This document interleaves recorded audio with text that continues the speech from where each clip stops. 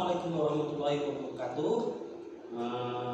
Terima kasih kepada Ibu dosen Nampu, Ibu Ferdiana, Esikom Epikom yang telah memberi kesempatan kepada saya untuk melakukan presentasi tugas kuliah Public Speaking. Kenalkan, nama saya Adi Trisaputra, NIM 2039-722P. Baiklah, kali ini saya akan melakukan penelitian dengan mengambil judul ini strategi komunikasi alam dalam pengembangan wisata alam, studi pada pengembangan satwa liar alobi di Provinsi Kepulauan Bangka Belitung. Di mana peneliti mengambil latar belakang masalah. Kenapa mengambil penelitian ini? Dikarenakan latar belakang masalahnya pembangunan pariwisata yang ada saat ini di Provinsi Kepulauan Bangka Belitung sedang giat dilakukan oleh pemerintah daerah Provinsi Kepulauan Bangka Belitung. Nah, hal ini disebabkan karena Bangka Belitung memiliki potensi alam yang sangat besar dan memiliki kekayaan sumber daya alam yang tidak kalah dengan provinsi lainnya seperti di Bali dan daerah yang ada di provinsi di seluruh Indonesia. Nah, di mana sesuai dengan data dinas pemerintah provinsi Kepulauan Bangka Belitung tentang pengunjung wisatawan, di sini saya akan menjelaskan Dinas Kebudayaan dan Pariwisata Provinsi Kepulauan Bangka Belitung sebelum masa pandemi COVID-19, minat wisatawan berkunjung ke negeri Sumpung Sebalai, ini Provinsi Kepulauan Bangka Belitung, cukup tinggi.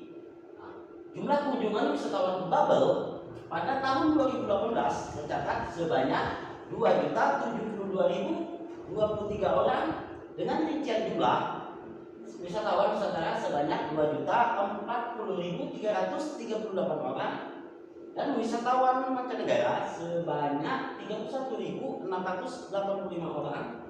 Sedangkan jumlah wisatawan mancanegara yang datang ke Indonesia pada tahun 2018 berdasarkan data BPS sebanyak 15,81 juta. Kunjungan pariwisata memiliki peran penting dan sangat strategis dalam pembangunan nasional. Pada dasarnya, pariwisata merupakan bagian dari pengembangan ekonomi dan daya tarik suatu daerah, baik berupa pemandangan, alam, budaya, adat istiadat yang ada di daerah setempat yang memiliki ciri khas dan keunikan tersendiri.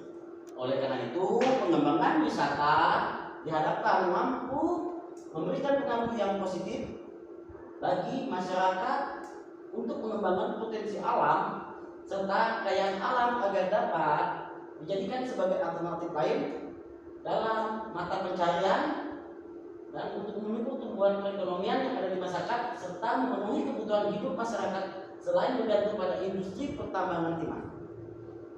Nah, pengembangan pariwisata dapat dilakukan oleh pemerintah maupun komunitas yang ada di masyarakat tersebut. Salah satunya yang telah mengembangkan pariwisata alam adalah komunitas alobi yang sangat memperhatikan kelestarian flora dan fauna yang ada di Provinsi Kepulauan Bangka Belitung.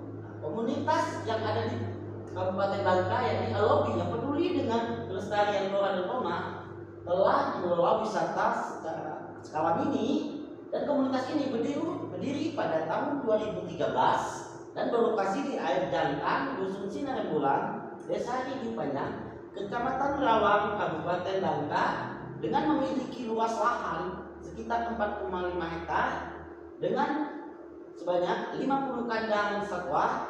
Adapun kegiatan yang dilakukan adalah dengan mengembalikan sebanyak 7.164 ekor satwa liar ke habitatnya dan satwa-satwa tersebut merupakan adalah satwa-satwa yang dilindungi oleh negara.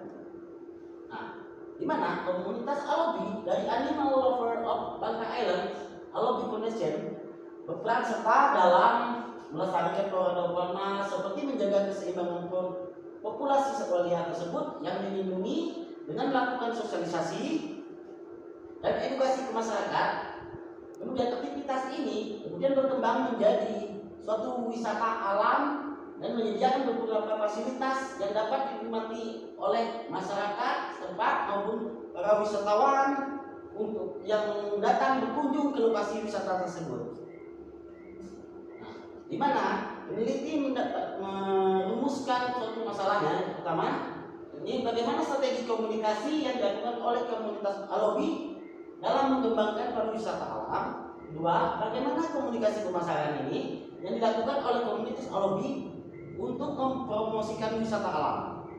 Nah, di mana tujuan penelitian? Peneliti melakukan pertama untuk mengetahui strategi komunikasi yang dilakukan oleh komunitas alobi dalam mengembangkan pariwisata alam. Kedua, untuk mengetahui bagaimana komunikasi pemasaran yang dilakukan oleh komunitas alobi untuk mempromosikan wisata alam tersebut.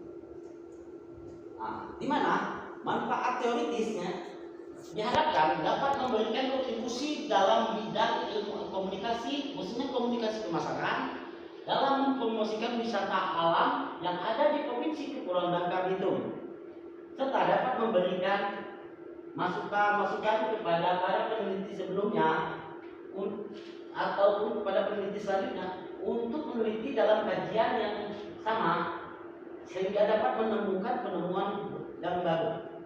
Nah, sedangkan manfaat praktis ini diharapkan dapat memberikan masukan sasaran, dapat meningkatkan pemahaman kepada organisasi yang berkaitan dengan strategi komunikasi dalam mempromosikan wisata alam di Provinsi Kepulauan Bangka Belitung.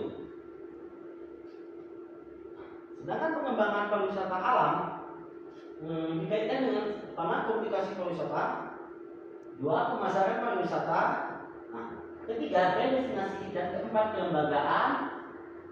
Sedangkan potensi alam, kelestarian flora dan fauna, objek wisata, sarana dan prasarana, atraksi ekologis, sustainability, sosial kultural sustainability, economic sustainability merupakan adalah strategi komunikasi alobi dalam pengembangan wisata alam tersebut.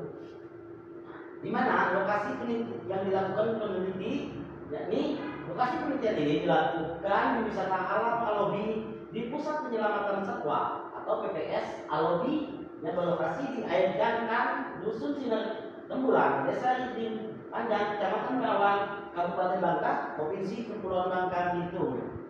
Nah, kenapa alasan pemilihan lokasi penelitian ini?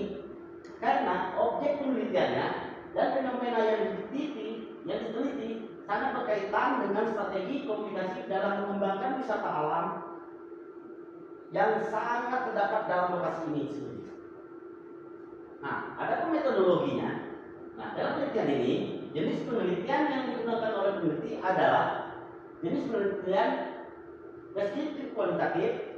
Jenis penelitian kualitatif ini lebih menekankan pada pemahaman makna kata untuk menjabarkan dan mendefinisikan fenomena atau peristiwa yang menjadi penelitian. Nah, jenis dan sumber data. Nah, di sini ada dua, data primer. Jadi data primer merupakan data langsung yang diperoleh oleh peneliti melalui perorangan,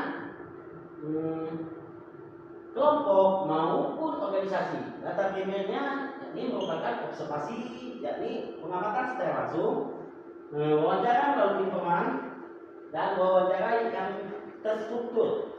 Nah, di mana data sekundernya? Data kedua yang diperoleh secara tidak langsung dapat mendukung penelitian ini. Data sekunder yang diperoleh peneliti adalah melalui literatur, studi pustaka, dokumen, sumber-sumber dari internet, artikel maupun skripsi, serta jurnal yang peneliti akses melalui online atau internet. Nah, dari pengumpulan data yang dilakukan peneliti yakni data primer dan data sekunder. Nah, dari pengumpulan data yang dilakukan peneliti yakni ada dua, data primer dan data sekunder. Nah, data primer itu sendiri terdiri dari observasi, non partisipan, dan wawancara terstruktur melalui informan.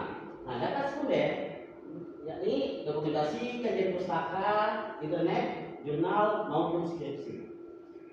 Nah, baiklah, sekarang teknik analisis data yang dilakukan peneliti yakni pertama melalui pengumpulan data, reduksi data, penyajian data, display data, dan baru setelah itu melakukan penarikan kesimpulan konklusian.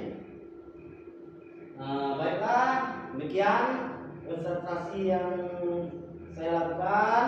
Terima kasih.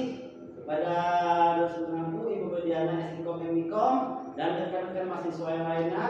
Terima kasih atas perhatian dan supportnya. Terima kasih.